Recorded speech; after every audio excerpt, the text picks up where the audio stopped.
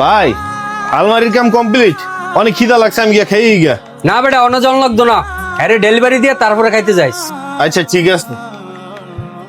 বড় ভাই কি খবর? এই তো ভাই আসি রে, মিলাই জিলাই। ভাই আলমারি ডেলিভারি দিয়ে দিছি, কইছে বাইক গিয়া পৌঁছালে তারপর বিল দিব। অনালা আমি গিয়া ভাই খাইয়া লই। আরে বেটা এত ব্যস্ত হইছিস কে? 10টা সরি পাইছে, আঙ্গুলে 2 কাপ চায়ের অর্ডার দিয়া। আচ্ছা ভাই যাইতাছি। ভাই ওই চায়ের কথা কইছি, কইছে এর দোনে বিচ্ছিরে দিতে ফাটাই দিব। ভাই এলা আমি গিয়া খাইয়া লই, আমার অনেক খিদা লাগছে। তুই এক কাজ কর, আমার বাড়ির যা, তোর বাবির থেকে 2 টাকা রেখাইছি, তুই গিয়ে টাকাটা লই আয়, তারপরে খাইস।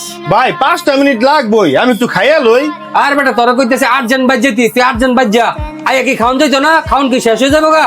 আচ্ছা যাইতাছি। ভাই 5টা মিনিট তো লাগতো, এটা খাওনটা খাইতে দিচ্ছেন। আর শরীফ তুমি তা বুঝদা না।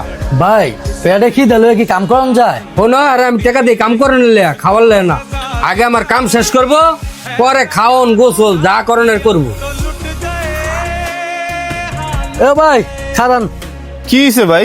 ভাই আপনার লগে একটু আমার জরুরি কথা আছে। ভাই যা কথা কর 10 মিনিট পর কোন, আমার অনেক খিদা লাগছে, 5টা মিনিট লাগবে খাইতে, তারপরে আপনার সকল কথা শুনমুনে। ভাই আপনি খাওয়ানোর বিষয়ে আমি কথা কমু, একটু দাঁড়ান। এই যে আপনার যে মা জন আমরা কাজ করতেছেন, আপনার তো খাওয়ানোর সময় দিতেছে না, আপনি কাজ করেন কেমনে? ভাই আমার মা জনে কাজের সময় কেমনই, অসুবিধা নেই রে। ভাই সমস্যা নাই, ঠিক আছে। ওনারা আমি আপনার ব্যাপারে জিজ্ঞাসা করছিলাম, উনি আমারে কইলো আপনারা কি কাজে পারবছে, টাকা দেয়, খাওয়ানো পারবছে না। তো আপনি দিয়ে যে ওনার বাসা বাড়ির কাম করায়, ওইটা কি আপনি কি ওইটা পারিশ্রমিক নেন তার কাছ থেকে? ভাই আমনে মা জনের এই আজকের বাইরের রূপ দেখা আপনি ওনার সম্পর্কে মন্তব্য করে ডালাইলেন। আসলে আপনারা তো জানেন না উনি কোন ধরনের মানুষ। আমরা সারাদিন কাজ করার সময় মা জন আমাকে উপর অনেক কঠোর হয়, কিন্তু কাজ যখন শেষ হয়ে যায় তখন তিনি আমাকে লগে আপন ভাইয়ের মতন ব্যবহার করে। উনি যেই টেবিলে খায় ওই টেবিলে আমগো লগে বইয়া খাওয়ায়, কিন্তু কাজের সময় ওনার লগে কোনো আপন মানুষ আর কোনো পিরিত চলে না।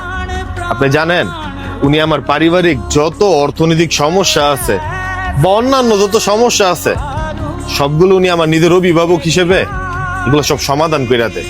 আপনি তো টাকা পয়সার কথা কইতাছেন, আসলে টাকা পয়সার হিসাব না।